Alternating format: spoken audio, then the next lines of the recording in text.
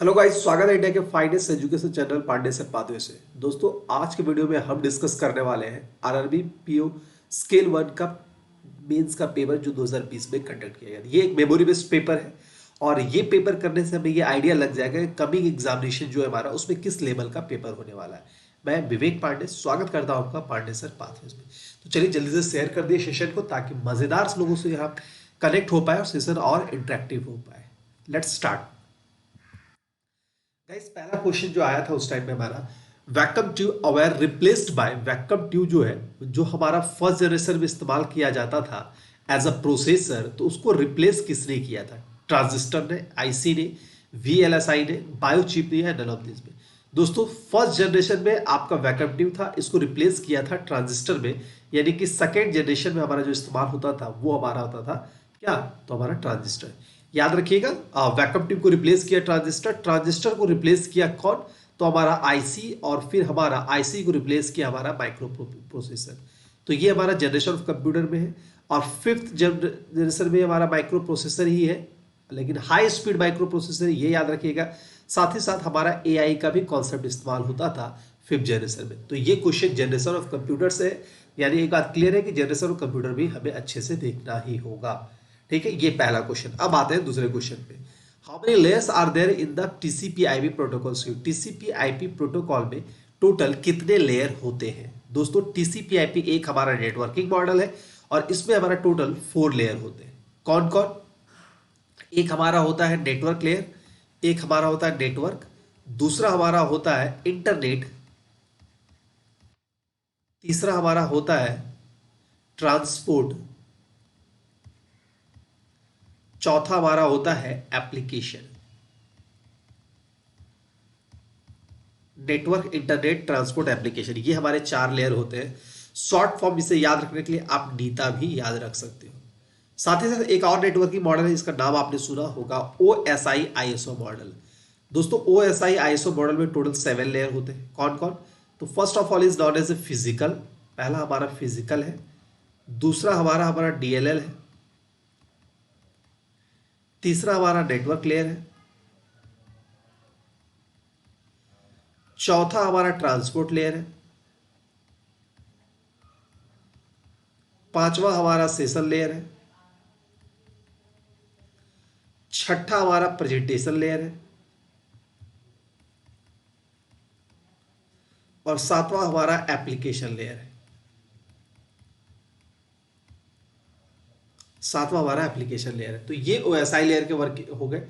आपको ये सारे लेयर के वर्किंग भी देखना है, इस पे मैं वीडियो बना के अपलोड करूंगा इस चैनल पे, आप बस यहाँ पे बने रहिएगा। ठीक है, इसकी वर्किंग भी हमें याद रखनी है, एग्जाम पॉइंट ऑफ व्यू से इंपॉर्टेंट है। तो ये था दूसरा क्वेश्चन। टोटल कितने लेयर होते हैं? 4 होते हैं। कौन कौन? एनआईटीए, यानी नेटवर्क, इंटरनेट, ट्रांसपोर्ट और एप्लीकेशन। इधर कितने हैं? 7 है। Physical, DLL, data link layer, network layer, transport layer, session layer, presentation layer और application layer. I hope so ये आपको समझ में आ गया होगा। ठीक है, अब आते हैं अगले पॉइंट पे। अगला तीसरा क्वेश्चन है, एफटीपी का फुल फॉर्म क्या होता है? एफटीपी का फुल फॉर्म क्या है, ये आपसे पूछा गया। दोस्तों, एफटीपी एक प्रोटोकॉल है जिसका फुल फॉर्म आपका होता है file transfer protocol. File transfer protocol है जो एफटीपी का फुल फॉर्म होता है। इसके अलावा और भी बहुत सारे प्रोटोकॉल हैं, जैसे आपने नाम सुना होगा एसएमटीपी, आपने नाम सुना होगा एचटीटीपी। तो ये सबके भी फुल फॉर्म आपको देखने हैं, इस पे भी हम लोग सेशन करेंगे। ठीक है, SMTP, HTTP, DHCP, dynamic host configuration protocol, इसके बाद आपके हो गए DNS, domain name system, SMTP का सिंपल मेल ट्रांसफर प्रोटोकॉल, और ये हाइपर टेक्स्ट ट्रांसफर प्रोटोकॉल। तो ये सारे फुल फॉर्म आपको देख रहे हैं। इन शॉर्ट कहने का मतलब ये है कि प्रोटोकॉल का भी हम अगर फुल फॉर्म देखेंगे, हमारे इससे अच्छे क्वेश्चन पूछते हैं, और साथ ही साथ इससे इसकी वर्किंग भी है वो हमें मेमोराइज करनी है। तो ये 2 चीज क्लियर हो गया। अब आते हैं अगले पॉइंट पे। अगला पॉइंट क्या है वो देखते हैं। Which browser is inbuilt browser in Windows? Windows operating system में इनबिल्ट ब्राउजर कौन सा है? Internet explorer, Google Chrome, Netscape, Firefox या नन ऑफ दिस? सही आंसर है हमारा इंटरनेट एक्सप्लोरर। इंटरनेट एक्सप्लोरर है वो हमारा क्या होता है? विंडोज में इनबिल्ट है। अगर मैं बात करूं एप्पल का, एप्पल में कौन सा इनबिल्ट होता है दोस्तों? आईफोन में तो हमारा सफारी है वो इनबिल्ट होता है। साथ ही साथ अगर मैं एंड्रॉइड की बात करूं, एंड्रॉइड ऑपरेटिंग सिस्टम अगर हम लोग इस्तेमाल करते हैं तो उसमें हमारा क्या होता है? तो गूगल क्रोम है वो हमारा इनबिल्ट होता है। तो ये आपको इनबिल्ट सिस्टम है जो आपको याद रखना है, एग्जाम पॉइंट ऑफ व्यू से ये इंपॉर्टेंट है। अब आते हैं नेक्स्ट पॉइंट में, और the following is not a social networking site. इनमें से कौन सा है जो सोशल नेटवर्किंग साइट नहीं है? फेसबुक है सबसे बड़ा, नोटबुक है, यस ये नहीं है, नोटबुक यहाँ सोशल नेटवर्किंग साइट नहीं है। लिंक्डइन है, लिंक्डइन के बारे में ये भी पूछा था, इनमें से कौन सा है जो प्रोफेशनल सोशल नेटवर्किंग साइट है? प्रोफेशनल सोशल नेटवर्किंग साइट कौन है? वो हमारा है लिंक्डइन, ठीक है। ट्विटर के बारे में ये कहा था, लिमिटेड वर्ड नेटवर्किंग साइट कौन सा है? लिमिटेड वर्ड जिसमें इस्तेमाल किया था वो हमारा ट्विटर है, ठीक है। ये सारी चीजें हो गए। अब आते हैं अगले पॉइंट में, computer virus is a, computer virus किस कैटेगरी में आता है? दोस्तों कंप्यूटर वायरस जो है वो हार्डवेयर है, सॉफ्टवेयर है, बैक्टीरिया है, फ्रीवेयर है, स्पैम है। दोस्तों कंप्यूटर वायरस जो है कहीं ना कहीं ये सॉफ्टवेयर हमारा होगा, या तो सॉफ्टवेयर कह सकते हैं या तो इसे हम लोग प्रोग्राम भी कह सकते हैं, ठीक है। सॉफ्टवेयर या प्रोग्राम भी इसे हम लोग कह सकते हैं, ये याद रखिएगा। क्या कह सकते हैं? सॉफ्टवेयर भी इसे हम लोग कह सकते हैं, सॉफ्टवेयर या प्रोग्राम दोनों भी कह सकते हैं। क्या होता है? A computer virus is a program which can harm your system, which can harm your system is known as a, या कह सकते हैं which can damage your system, which can damage your system, damage your system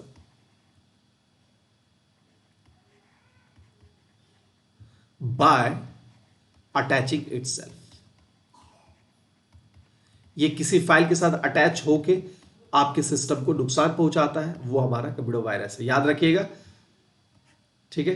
तो ये इसको भी external resource हो सकता है, इंटरनल रिसोर्स किसी भी माध्यम से हमारा ये वायरस आ सकता है। क्लियर है? आई होप सो समझ में आ गया होगा। अब आते हैं अगले क्वेश्चन में।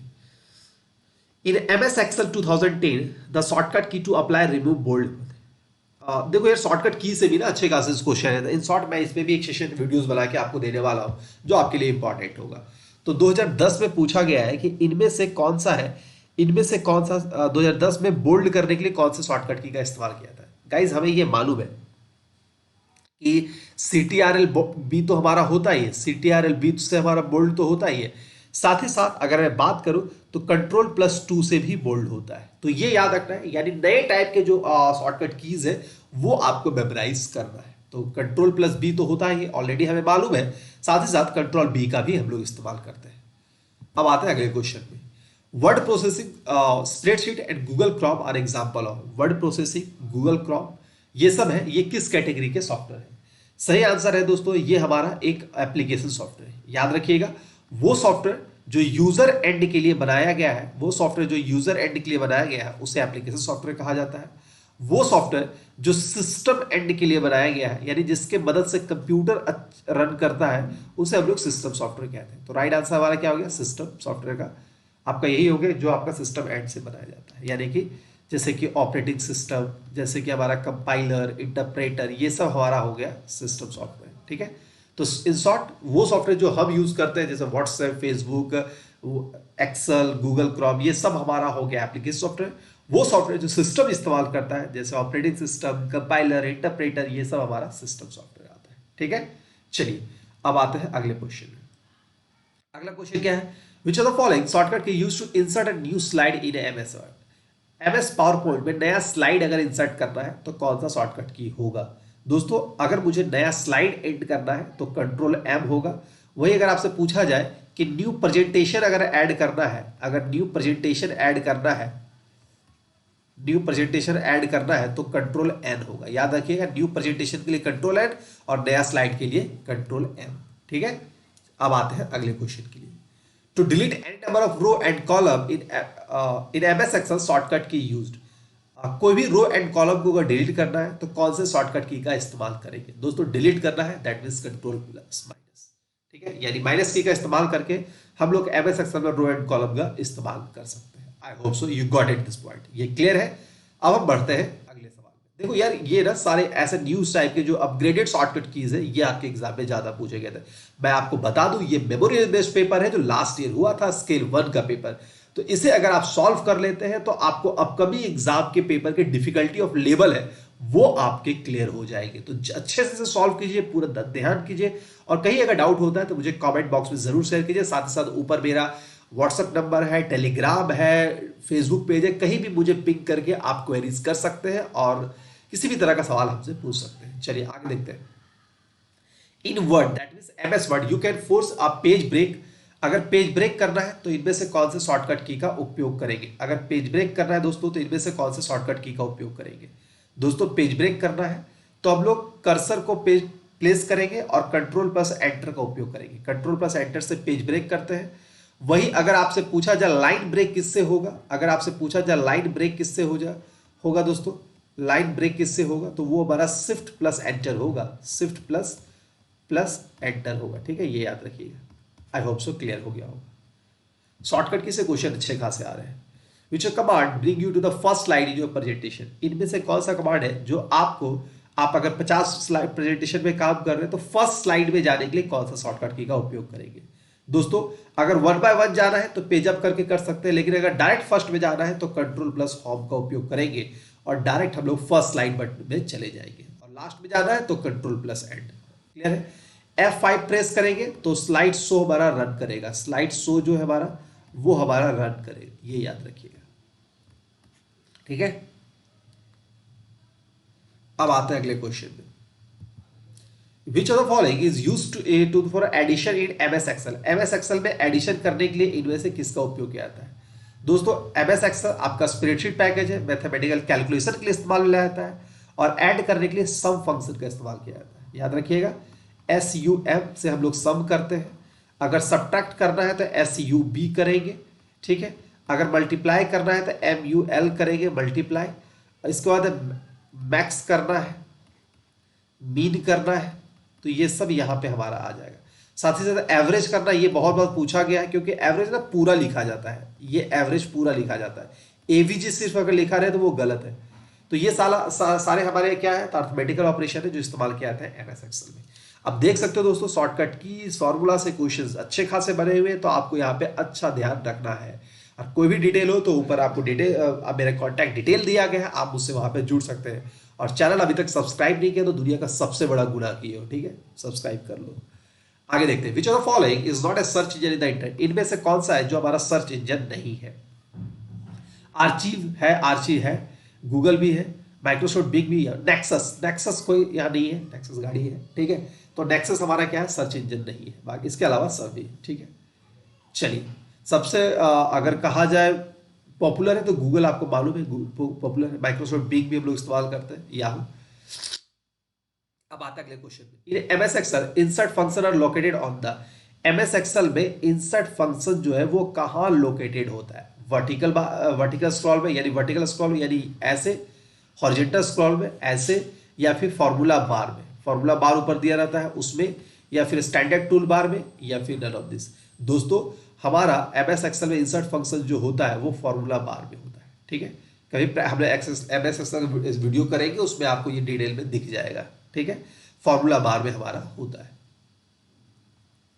अब आते हैं अगले पॉइंट में। इंसर्ट फंक्शन है ना, फंक्शन है तो यानी फॉर्मूला ही होगा। इंसर्ट फंक्शन यानी कि फॉर्मूला, यही जो मैंने आपको लिखा ना यही फंक्शन है। तो फंक्शन किसके अंदर आएगा? फॉर्मूला बार के अंदर ही आएगा ना भाई। देखो सिंपल सा लॉजिक समझना, अगर मैं लिखता हूं सम तो ये फंक्शन है, और वही अगर मैं लिखता हूं 5 + 2 तो ये हमारा फॉर्मूला है। ठीक है, ऑपरेटर का इस्तेमाल करके। तो सिंपल सा बात है, सम is the part of formula, ये हम कह सकते हैं, दोनों सेम है। अब आगे देखते हैं। इन S at the end of the HTTPS stand for. HTTPS में S का मतलब क्या होता है? दोस्तों S का मतलब हमारा सिक्योर होता है। HTTP का मतलब hyper text transfer protocol secure. कोई भी अगर पेमेंट गेटवे साइट आप लोग इस्तेमाल करते हैं तो S वहां आपको दिखता है, और S का मतलब वहां पे सिक्योर हमारा होता है। ठीक है, अब आते हैं अगले क्वेश्चन में। What is the name of the list that store the URLs of web pages and link visited in the past few days? अगर हम लोग कोई भी साइट विजिट करते हैं तो वो सब देखते हो कि हमने कौन कौन सा साइट यूज किया। इवन कि आपका लैपटॉप अगर या मोबाइल मुझे मिल जाए तो मैं ये चेक करके बता सकता हूँ कि आपने कौन कौन साइट को विजिट किया। तो वो सारा डिटेल जो है वो कहाँ स्टोर रहता है? लिंक लिस्ट में, पेज लिस्ट में, हिस्ट्री लिस्ट में, नन ऑफ दिस। दोस्तों वो हमारा हिस्ट्री में होता है। दो तरह का चीजें होती है, एक होता है हमारा कुकीज होता है। ठीक है, कुकीज होता है, और एक हमारा हिस्ट्री होता है। हिस्ट्री क्या होता है ना, सारे हमारे टाइम ड्यूरेशन को स्टोर रखता है। लेकिन कुकीज क्या होता है, आपके ब्राउजिंग एक्टिविटी को स्टोर करता है। ये आपके ब्राउजिंग एक्टिविटी को है वो हमारा स्टोर करता है, याद रखिएगा। आपके ब्राउजिंग एक्टिविटी को कौन स्टोर करता है? तो हमारा कुकीज। और आपके सारे सर्चिंग जो ड्यूरेशन वाइज है वो आपको कहाँ स्टोर होता है? हिस्ट्री में। कुकीज आपके हार्ड डिस्क का स्पेस कंज्यूम करता है, लेकिन हिस्ट्री आपके हार्ड डिस्क का स्पेस कंज्यूम नहीं करता है। दोनों में एक सबसे बड़ा फर्क है, अगर आपने मान लो कि पांडे सर पाथवे साइट 2 बार सर्च किया तो हिस्ट्री में आपको 2 बार दिखेगा, लेकिन कुकीज में आपको मात्र 1 बार ही दिखेगा। ठीक है, ये क्लियर हो गया। अब बढ़ते हैं आगे। तो कुकीज और समझ में आ गया होगा। ये क्या करता है? आपके ब्राउजिंग एक्टिविटी को मॉनिटर करता है, और ये आपके ब्राउजिंग सेशन को बताता है। ये आपके ब्राउजिंग सेशन को हिस्ट्री बताता है, और ये आपकी एक्टिविटी को। ये आपका डिस्क का स्पेस कंज्यूम करता है, और ये आपके हिस्ट्री जो डिस्क का स्पेस कंज्यूम नहीं करता है। अगला सवाल। A program either talk numeric that is available in digital format or automated download over the internet is called। इनमें से कौन सा ऐसा है जो हमारा एक प्रोग्राम है, ठीक है, जो न्यूमरिक होता है, मेड अवेलेबल डिजिटल फॉर्मेट होता है, ऑटोमेटिक डाउनलोड कर सकते हो ओवर द इंटरनेट। उसे हम लोग क्या कहते हैं दोस्तों? तो याद रखिएगा, उसे हम लोग कहते हैं विकीपीडिया को ही। ये विकीपीडिया का ही उदाहरण है। अब ब्रॉडकास्ट और वॉडकास्ट क्या है इसके बारे में बताएंगे आगे। फिलहाल आप यही समझ लीजिए कि जनरल एंट्री जो होता है, जनरल एंट्री जो हम लोग करते हैं उसे ब्लॉगिंग कहते हैं। आपने देखा ब्लॉगिंग साइट वही है, जनरल डॉक्यूमेंट्री एंट्री को। ब्रॉडकास्ट क्या? पॉडकास्ट होता है। अगर हम लोग ये कह सकते हैं कि जितने भी ऑडियो फैसिलिटी हम लोग इंटरनेट से इस्तेमाल करते हैं, हम लोग एफएम सुनते हैं, गाना सुनते हैं, ये सारा हमारा पॉडकास्ट कहा जाता है। ब्रॉडकास्ट क्या होता है? अगर कोई भी लाइव मैचेस इंटरनेट में हम लोग देखते हैं, जैसे लाइव मैचेस हो गया यूट्यूब पे, अगर हम लोग हॉटस्टार पे वगैरह देख रहे हैं, कोई भी अगर लाइव एक्टिविटी हम लोग कर रहे हैं ऑनलाइन इंटरनेट पे, तो ऑडियो वीडियो के सेंस में, तो हमारा ब्रॉडकास्ट है। ब्लॉग जनरल एंट्री हो गया, और हमारा ये हमारा क्या हो गया? पॉडकास्ट क्या हो गया? अगर कोई ऑडियो हम लोग इस्तेमाल करते हैं, यानी कहने का मतलब है कि ओवर द इंटरनेट अगर हम लोग कोई ओवर द इंटरनेट अगर कोई हम लोग ये कह सकते हैं कि ऑडियो फैसिलिटी इस्तेमाल करते हैं, तो वो हमारा कहा जाता है क्या? वो हमारा कहा जाता है, ठीक है, वो हमारा कहा जाता है पॉडकास्टिंग। और इसके बाद ये वॉडकास्टिंग क्या है? आप लोग सिंपल सा बात है, अगर टेक्स्ट ब्लॉगिंग कर रहे हो तो वो ब्लॉग हो गया। वही अगर ऑडियो ब्लॉगिंग कर रहे हो, ठीक है, ऑडियो ब्लॉगिंग कर रहे हो तो हमारा वॉडकास्ट हो गया। पॉडकास्ट और वॉडकास्ट में फर्क क्या है? पॉडकास्ट जरूरी नहीं कि लाइव ही होगा, लेकिन वॉडकास्ट जो होगा हमारा लाइव होगा। हम लोग एफएम सुनते हैं, बहुत सारी चीजें जो ऑनलाइन हमें लिसनिंग सुनना पड़ता है, तो ये हमारा हो गया पॉडकास्ट।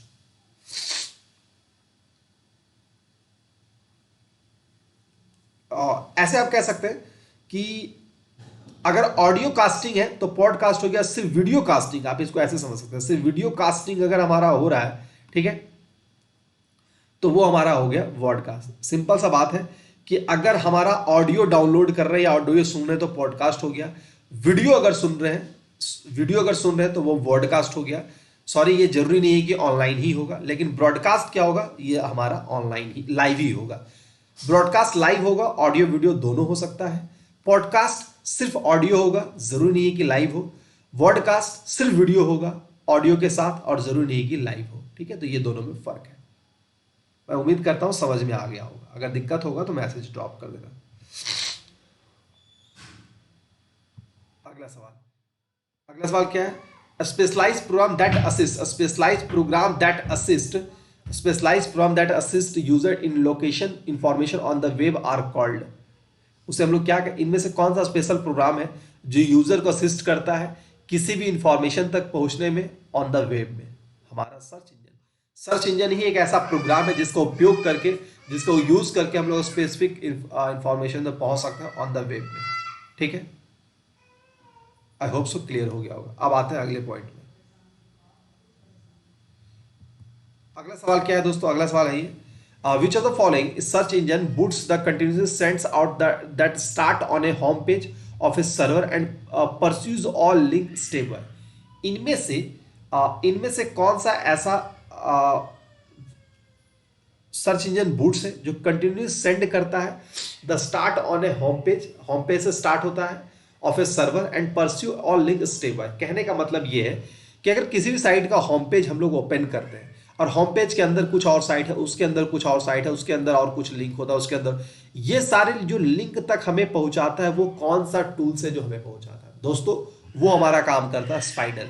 स्पाइडर क्या है? एक इनबिल्ट प्रोग्राम होता है हमारे सर्च इंजन में, जो हम जो भी सर्च करते हैं यानी हमारे सर्चिंग एक्टिविटी को बूस्ट करने का काम करता है। कौन है? स्पाइडर। टेक्निकली काम यही है कि हमने होम पेज पे क्लिक किया, होम पेज के बाद हमें मान लो कि अबाउट में गए, अबाउट के बाद कोई लिंक में गए, उसके बाद कोई लिंक में गए, उसके बाद कोई लिंक में गए, तो ये सारे स्टेप वाइज जाने का काम कौन करवाता है? वो मेरा स्पाइडर करवाता है। पैकेट यहाँ कुछ है नहीं, पैकेट होता है इंटरनेट में कोई भी डेटा जाता है पैकेट के फॉर्म में जाता है, क्योंकि इसके बारे में जिक्र कर चुके हैं। अगला सवाल, which among the following computer program used to browse a website? इनमें से कौन सा कंप्यूटर प्रोग्राम है जिसका इस्तेमाल हम लोग करते हैं कोई भी वेबसाइट को ब्राउज करने में? ठीक है, एमएस वर्ड कोई ब्राउजर नहीं है, फॉक्स प्रो ये भी कोई ब्राउजर नहीं है, फॉक्स प्रो नहीं है, यूनिक्स ऑपरेटिंग सिस्टम है, मोजिला फायरफॉक्स है, ये हमारा एक ऑपरेटिंग सिस्टम है, ये आपको मालूम होगा। ठीक है, मोजिला फायरफॉक्स। ठीक है,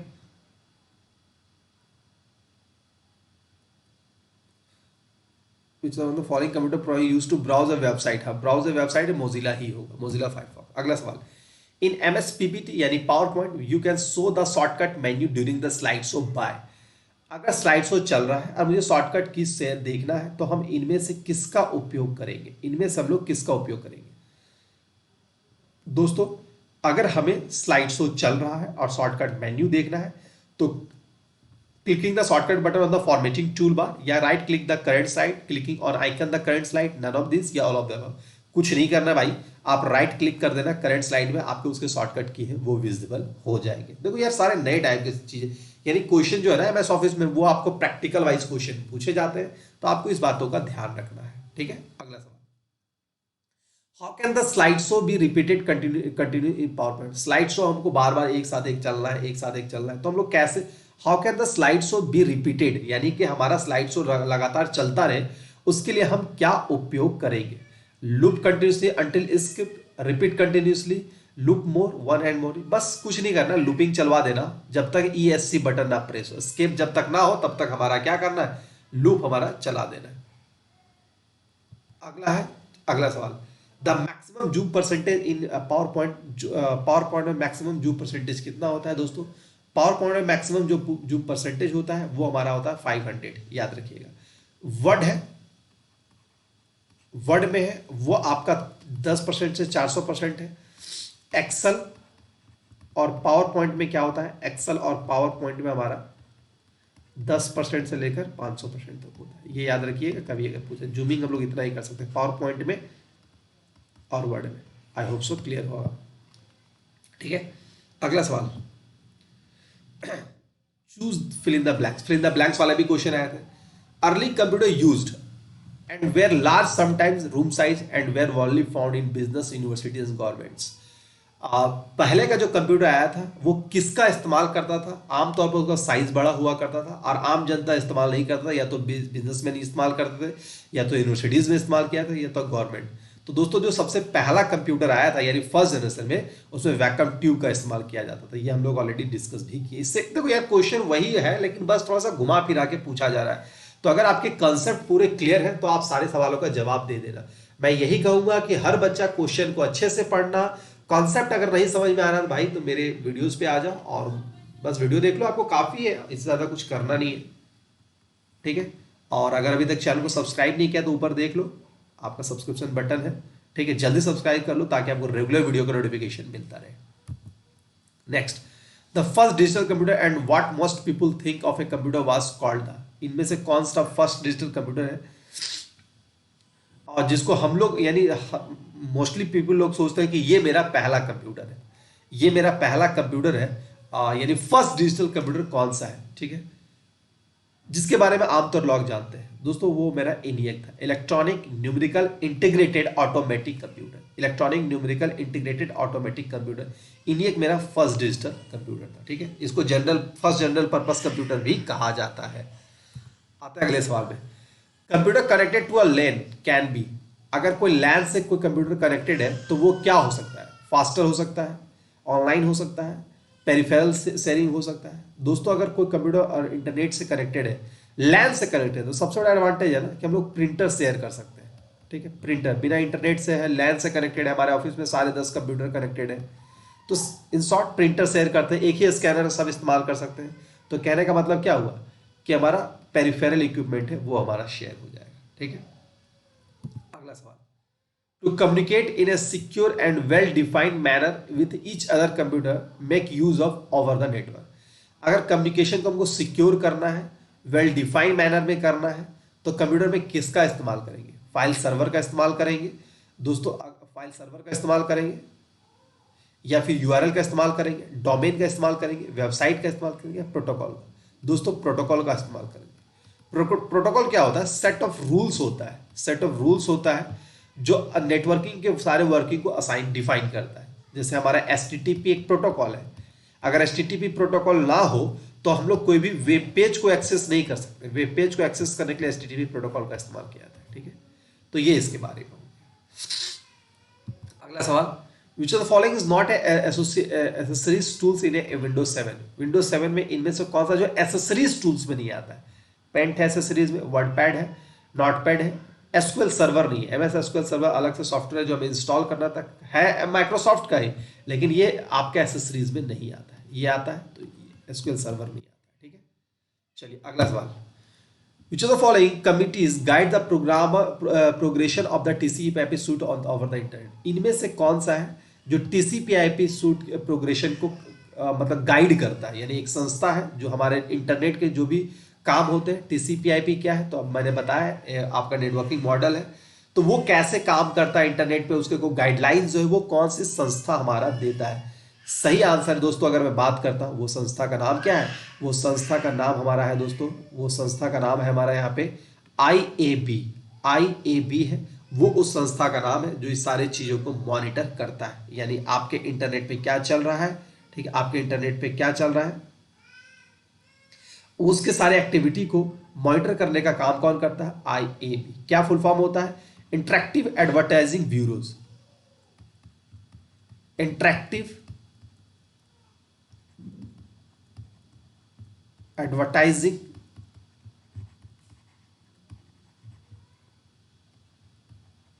ब्यूरो, ठीक है। आप कोई भी काम करते हैं वो सही है, वो लीगल है, इलीगल है, ये सबको गाइड करने का काम IAB ही करता है, ठीक है।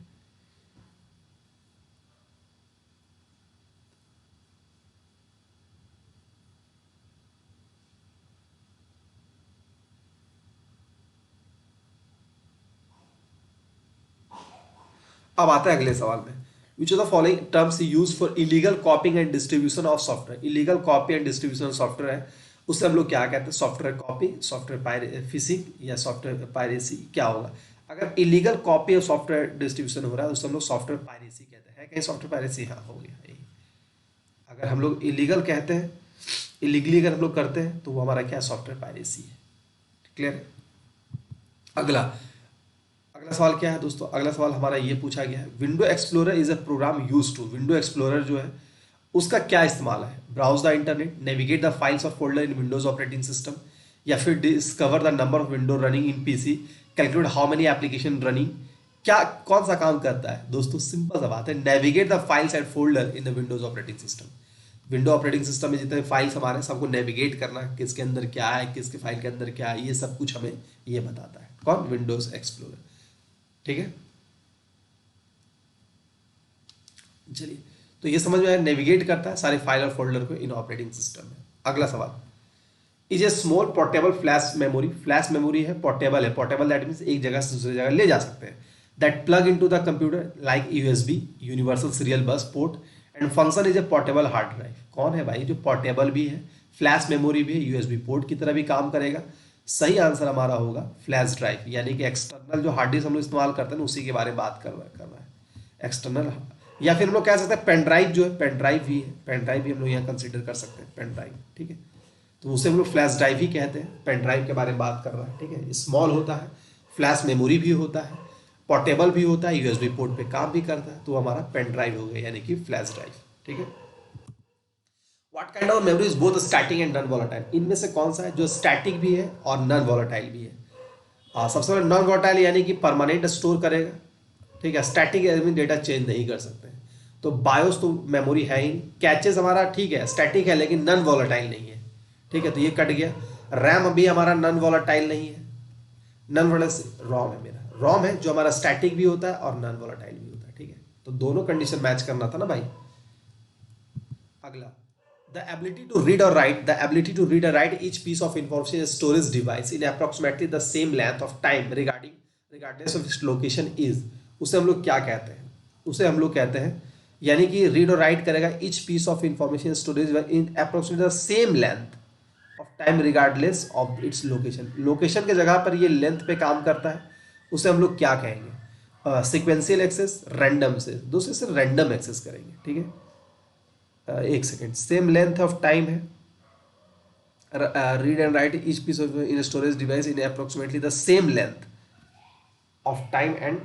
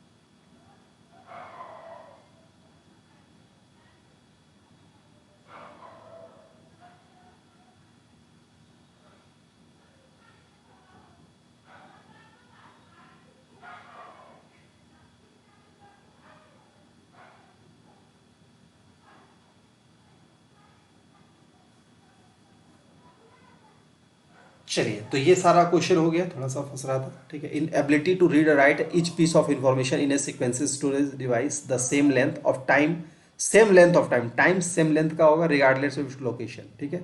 यानी लोकेशन कुछ भी हो सकता है लेकिन टाइम होगा एग्जैक्टली सेम लेगा। तो लोकेशन कहीं भी जा सकता है तो हम लोग रैंडमली कहेंगे, ठीक है। लेकिन अगर लोकेशन अगर सीक्वेंस में होता तो सीक्वेंशियल एक्सेस कहते हैं। याद रखिएगा, रैंडमली में क्या, लोकेशन कहीं भी, कहीं कभी भी, कभी ए है तो फिर डी में चला गया, फिर सी में चला गया, तो इसे रैंडम एक्सेस कहते हैं, ठीक है। सीक्वेंसली क्या है, तो आपका सीक्वेंस में डेटा को एक्सेस करें, एक के बाद दो, दो के बाद तीन, यही हमारा करता है, ठीक है। सीक्वेंसली सबसे स्लोवेस्ट होता है, ये याद रखिएगा, सबसे स्लोवेस्ट एक्सेस मेमोरी है, ठीक है। चलिए, random access that mean RAM जो हमारा वो रैंडम एक्सेस ही है भाई। अगला सवाल, इफ ए डिस्क ड्राइव, देखो यार क्वेश्चन का लेवल थोड़ा सा देख लो, क्वेश्चन का लेवल देख लो, सारे टर्म है जो आप सुन रखे हो, लेकिन यही है कि थोड़ा क्वेश्चन समझना होगा, थोड़ा टाइम देना होगा, तब क्वेश्चन आपके इजीली सॉल्व हो जाएंगे। If a disk drive fails but the computer application running and using it can continues processing the application said to have been designed with this feature, ठीक है। अगर डिस्क ड्राइव मेरा fail भी कर जाए फिर भी हमारे एप्लीकेशन रन करते रहते हैं, तो ये जो फैसिलिटी उसमें दी गई है उस किस वजह से दी गई है? 100% ऑफ टाइम्स के लिए, या फॉल्ट टॉलरेंस कहा गया है, या हाई रिलायबिलिटी। दोस्तों ये है ना, फॉल्ट टॉलरेंस के कारण होता है, यानी कि अगर हमारा इंजन ब्रेक डाउन भी हो जाए फिर भी गाड़ी चल रही है तो दैट मीन्स फॉल्ट को टॉलरेट कर रहा है, that term is also fault tolerance, ठीक है। थोड़ा सा एडिशनल टर्म्स भी आ रहे हैं तो थोड़ा हम लोग एडिशनल टर्म्स भी देखना होगा। तो कंप्यूटर हमारा चल, देखो यार ये जनरल हमारा एक, अगर आपके आईक्यू लेवल थोड़ी सी अच्छी है तो ऐसे क्वेश्चन बन जाएंगे। इन केस अगर आपको ये टर्म्स नहीं भी मालूम है तो भाई ड्राइव मेरा फेल हो गया फिर भी हमारा सिस्टम चल रहा है, दैट मीन्स क्या हो गया, जो फॉल्ट है उसको दरकिनार कर रहा है, that means fault tolerance. Next सवाल, protecting data by copying it from the original source to a different destination is called, ठीक है। आप कॉपी नहीं कर सकते ओरिजिनल सोर्स से, तो इसको प्रोटेक्ट करने के लिए किसका इस्तेमाल किया जाता है दोस्तों? उसके लिए हम लोग क्या करते हैं, सिंपल सा बात है, अगर हम लोग सी डेटा है, ठीक है, और इसे सी से डी में रख दिए, दैट मीन्स ये प्रोटेक्शन क्यों ऐसा करते हैं, ताकि हम लोग बैकअप ले सकें। इस प्रक्रिया को हम लोग क्या कर सकते हैं, बैकअप। किसी भी डेटा को बैकअप लेने के लिए हम लोग क्या करते हैं, तो भाई किसी एक जगह से दूसरी जगह कॉपी लेके रख दे।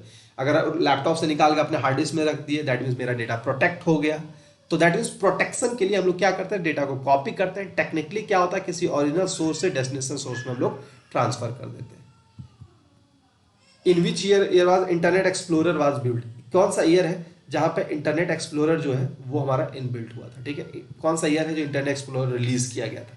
दोस्तों इंटरनेट एक्सप्लोरर जो रिलीज किया गया था 1995 में किया गया था, ठीक है। गूगल भी इसी साल आया था, ठीक है। अगला सवाल, which of the following use a unique 8 bit binary code for each number and alphabetic character well as punctuation mark and accented letter and non alphabetical character? इनमें से कौन सा है? सबसे पहले बात क्या बोल दिया, 8 डिजिट बाइनरी कोड है।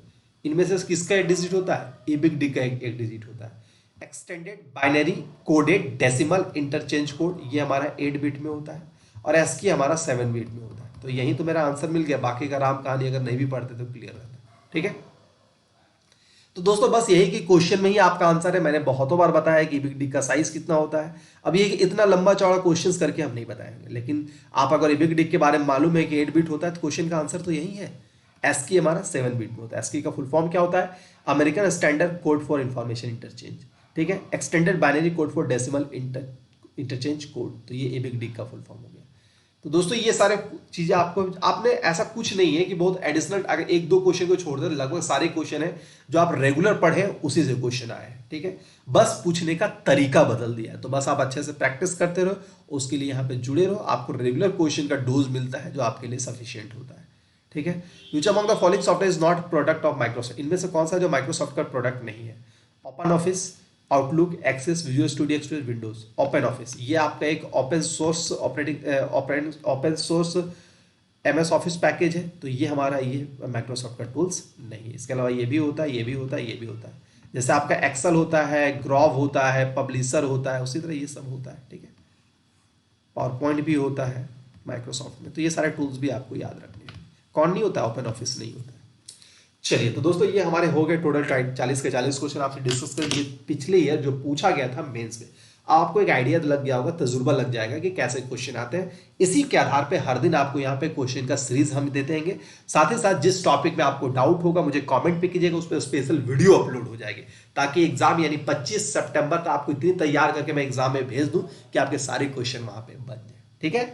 चलिए तो आज के लिए इतना ही। ज़्यादा से ज़्यादा इतना ज़रूर कहूँगा यार, अगर अभी तक चैनल को सब्सक्राइब नहीं किया और शेयर नहीं किया तो दुनिया का सबसे बड़ा गुनाह किए हो, ठीक है। एग्जाम है और सब्सक्राइब नहीं किए हो तो जल्दी से सब्सक्राइब कर लो। जो भी करना है, जैसे भी करना, सब्सक्राइब करो, शेयर जरूर करना। किसी भी तरह का डाउट है, नए बैचेस के बारे में जानना है तो मेरे टेलीग्राम पे आपको नोट्स मिल जाएगा, और अगर बैच के बारे में जानना है तो मुझे व्हाट्सएप कर सकते हैं, ठीक है। आज के लिए इतना है, फिर मिलता है अगले वीडियो में नए क्वेश्चन के साथ रात 9 बजे। तब तक ले good luck, good bye and take care दोस्तों।